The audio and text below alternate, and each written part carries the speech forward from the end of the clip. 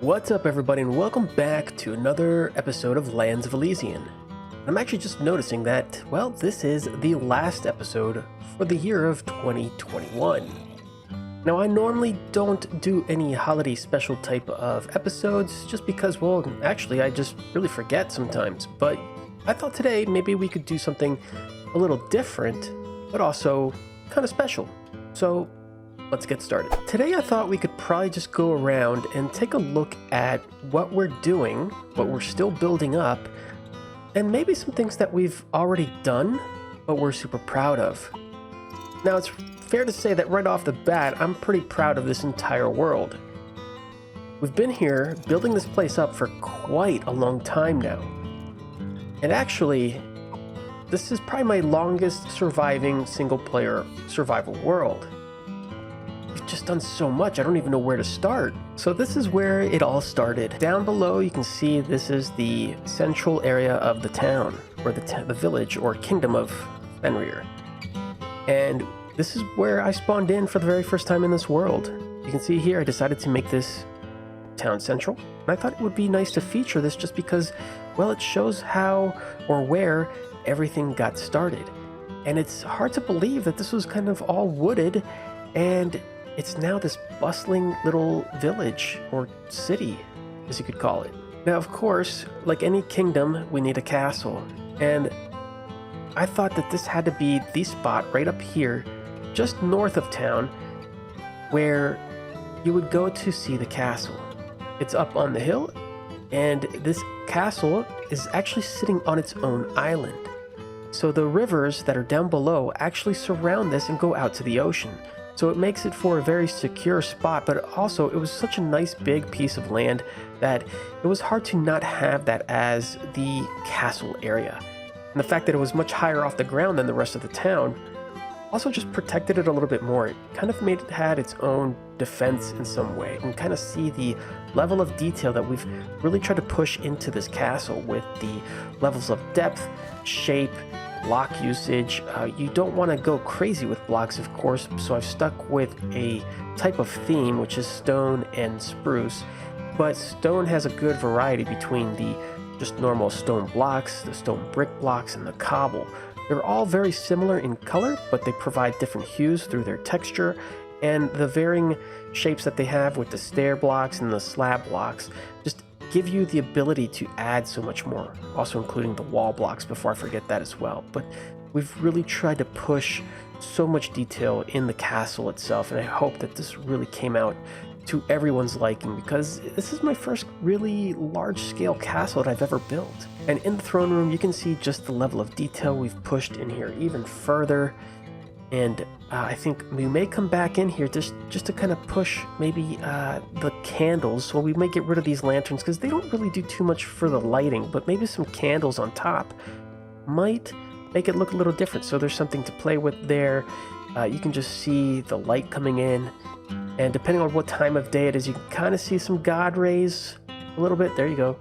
So it's really such a great build. This turned out really well, but this castle is unfinished. There is plenty of things that we still have to really complete here, like the living quarters, the kitchen, the treasury room, and now the dungeons, and the war room is almost done, but it still requires a little bit of updating as well. Now, back here on one of the castle towers, where the back of the castle faces the ocean, you can see we have this tremendous open back garden area, which I still haven't decided what I'm really going to do back here. But it's nice and open, it's really lovely, but also has this nice fountain feature here with the stairs that lead up into the inside of the castle, the back half of the throne room and the war room. But you can just see just how big and long this castle really is. It's tremendous. You have the living quarters that way. This is the back of the throne room, and there's still just so much space back here. But moving down towards the royal docks, you can get a sense of just how big this ship is as well. And I'm really proud of this ship. I never thought that I would be able to really build something that looks like this. I mean, this ship, I'm proud of it. It looks good. And not only that, but it's a straight ship. And I actually have a bit more trouble building straight ships. I seem to be a little bit better at building them at a diagonal, but this one, the royal ship, which I don't have a name for yet, it came out so well. Maybe we'll call this Fenrir's Fang. I don't know, sounds relatable. But this area is quite unfinished as well. As you can see here, I'm planning on probably putting in some type of guards tower here, but also this indentation here is a good spot to put the entrance of where the castle dungeon is going to go. So there's still a lot of work that it is going to happen here at the Fenrir Kingdom. But man, this ship, I am just, it's beautiful. But speaking of ships, you can kind of see the other ones here too as well that we've got up going so far in the docks of the Fenrir Kingdom. The first ship we built was the pirate ship because I was hoping to get to building up the Pirate Kingdom sometime soon. Unfortunately, it hasn't gotten to that point yet, but this was the first ship. It is at a diagonal, it's anchored, and I love it. This is great. Now, the more commonly known ship is this one over here, and it's a smaller kind of shipping type of vessel, and it takes us to the village of Sour. So you guys know this one. This is where we have our wool farm and our bee farm right now, and also what takes us to the location of our stronghold. So this is fantastic. It is the first ship in this kingdom to actually use the teleportation travel method, which takes us to an identical ship, or the same ship, in the location of the Sour, or the village of Sour. Okay, we've taken the ship to Sour, as we've mentioned before, and this led us directly to, well, the town of Sour. And this is supposed to be a smaller town. It is quite unfinished. This is probably one of the newer areas to this entire series. And it is a naturally generated village, which I decided to, well, build this up, make it look really nice. And the first area that we did for this village was, well, the farm, the sheep farm. And if we go into this area here, you can see they have a nice natural area to graze outside, which we don't actually have any sheep out here doing that, just because we want most of the sheep in here. We don't want any despawning going on, but I don't actually know if I've labeled these guys. I have not. So you can see right off the bat, they are eating the grass. It happens quite quickly. They get sheared. The minecarts below are collecting all of the wool. We've got the colors going. Oh, we've got just oodles of wool. I mean, this is amazing. But this village is so much more than just a sheep farm area. You see the ship area over there. That's going to be where the docks are. That's where the ship in the Fenrir Kingdom took us. So that's the same exact ship.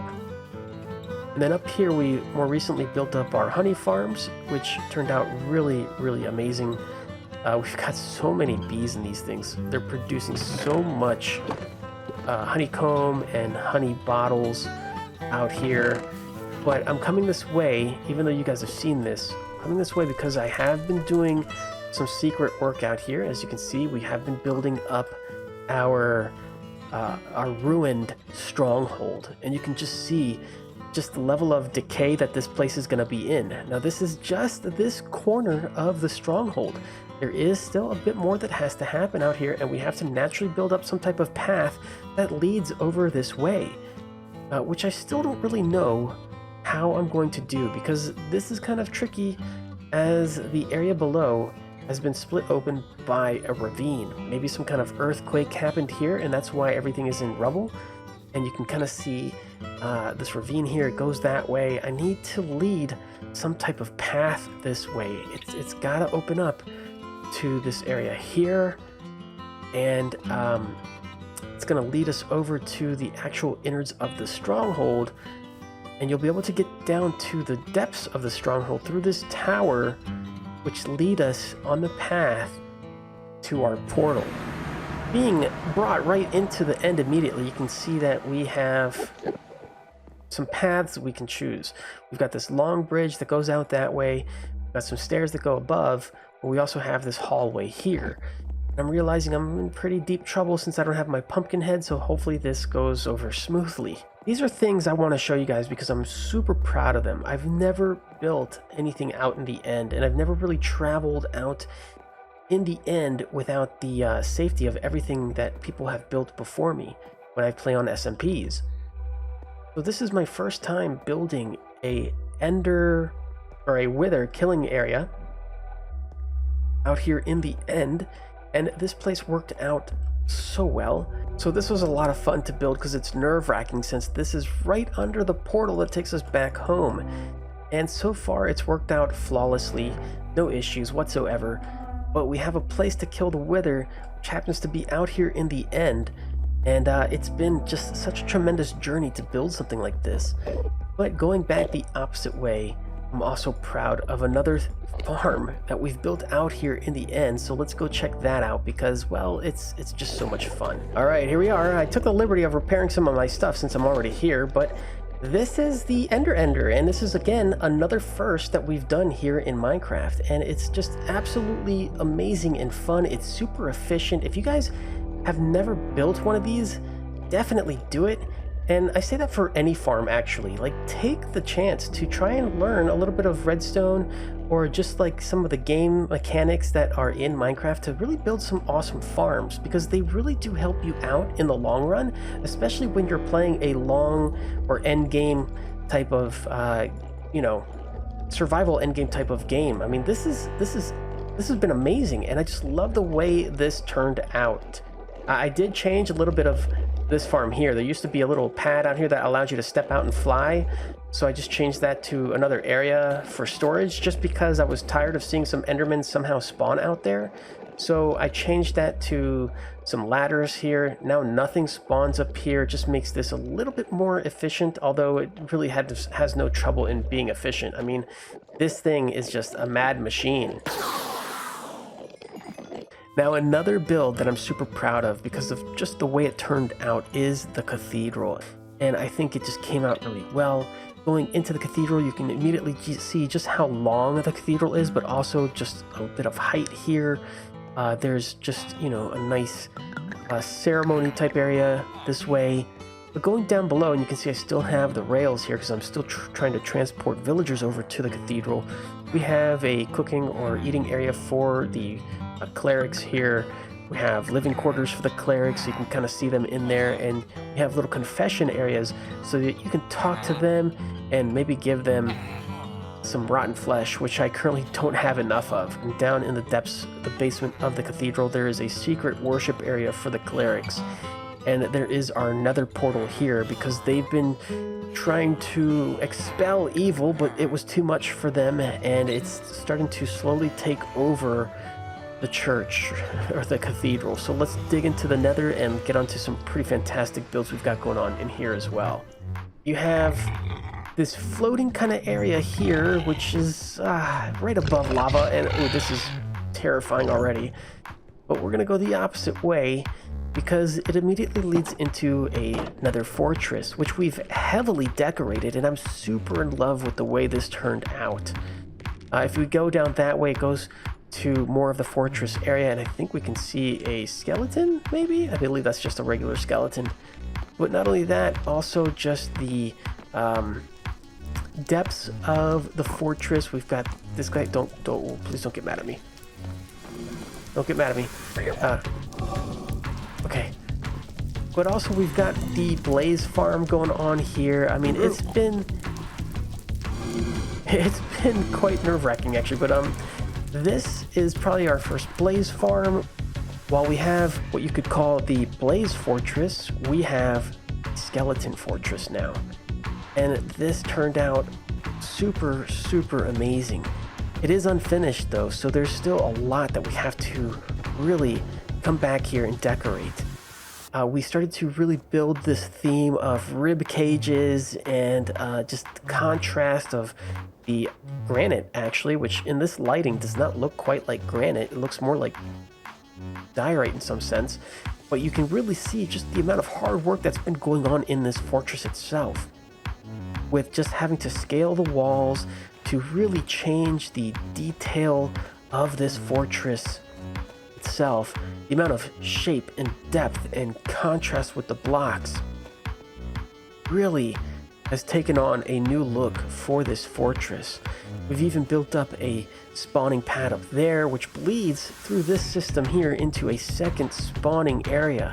And if I take you down to the killing chamber, we can see that we've worked so hard to really create a very efficient wither skeleton farm, which is both fully automatic but also manual by the flick of a switch here.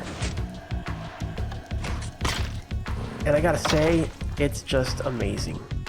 One of the bigger builds was probably this library, which I'm actually super proud of as well because it fits nicely with what we did with it. And what we did was build in a villager trading hall. This is the kingdom's grand library, and if we peek inside, we can see just how much work went into this place to make it a grand library. But not only that, peeking beyond the books, we can see we have lots of stalls for villagers or librarians. And we learned quite a bit about doing this as well, which was another first for us in this Minecraft world and Minecraft history. But this library is also extremely special just because down below in the archives, we built up a place to commemorate you, my most gracious supporters ever. Every time you guys have commented on a video, I've had the pleasure of tributing each and every one of you as much as I possibly could with your own book, your own stall for comments. And of course, those that are also patrons or channel members got a little bit of extra right here with their player heads in their stall. But you guys are here as a part of history in the books, in the archive of the Fenrir Library. One of the greatest things, and not very large and significant things, is this iron farm here. This is the blacksmith shop. It's got this amazing tower on the top, and you can kind of hear villagers and a zombie inside.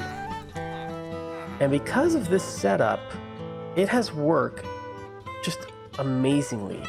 Occasionally you'll start to see golems drop here, and it works so well that every single chest has been filled with iron. Poppies too, of course, but it's now in an overflow mode where it can't hold anymore. So what happens is it starts to spit out the iron because we just can't hold anymore. There's too much. So I've got such an amazing farm here. It has been working nonstop, and I just wanted to give tribute to this just because this just pays so much tribute to the fact that we work hard on trying to really make our builds immersive and hidden, and giving something like an iron farm an alternate type of purpose, even though that secondary purpose is just mere style. It's beautiful. I absolutely love it, and I'm glad that many of you have as well. Now I'm going to do a quick flyby over the farm area. You can see we have a vineyard here, we have the wheat fields, we even have a cornfield over here, which is actually just beetroot, but it's actually just corn because of Germsy's texture pack. Our first ever windmill, which you'll get a second shot of, but this all now faces this awesome taiga biome and the ocean, because before there was a nice kind of mountain here, which we were planning on doing a wise man in the mountain type situation, but through the updates, this area has changed a little bit as well. But the river still flows around the area. We've got our berry bushes there. We've got the melons, pumpkins with some greenhouse, redstone greenhouses, I should say, to automate the collection of those products. We've got potato fields, carrot fields, pig pens, cow pen, the sheep farm here, the sheep pen. We've also even got the chicken house down that way right there, and it's all being taken care of by a single family over here, the farmer's house right there that we just flew right over. And they have just so much space out here taking care of the livestock, the fields, a nice big barn which actually has some redstone contraptions inside as well for the collection of beef, pork chops, wool, leather, which really served us a great deal in the beginning, but now we have much better methods of collecting those items as well.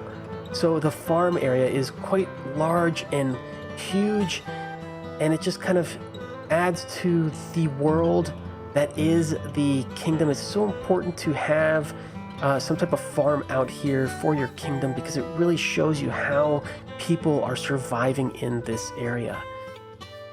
Then, of course, maybe a more recent and familiar build is the kingdom tavern here, and the inn with their stables.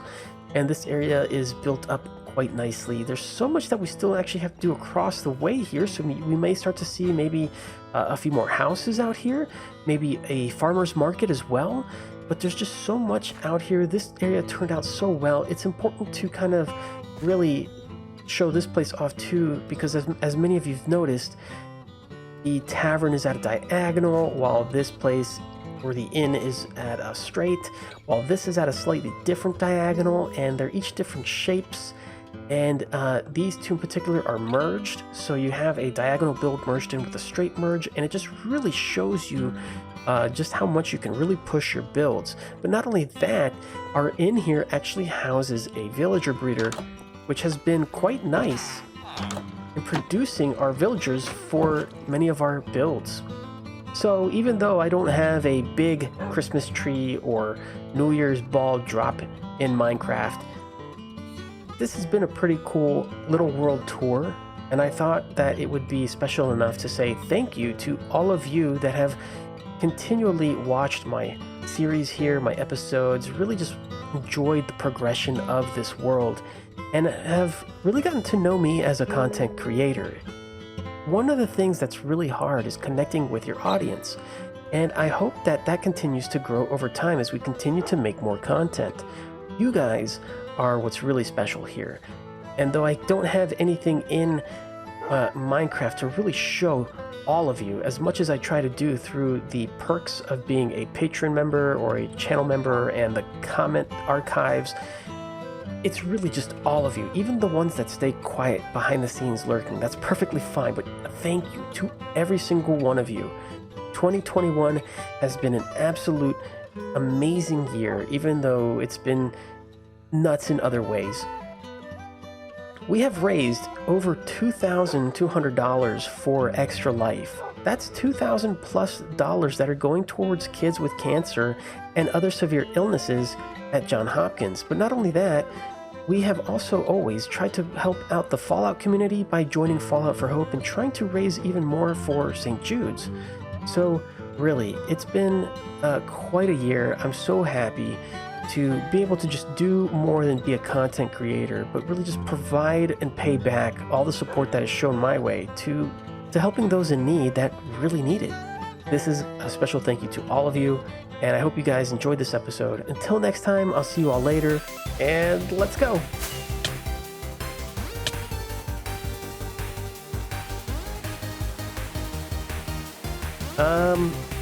Yeah, I guess this is where I'm gonna stay. It's raining. See ya.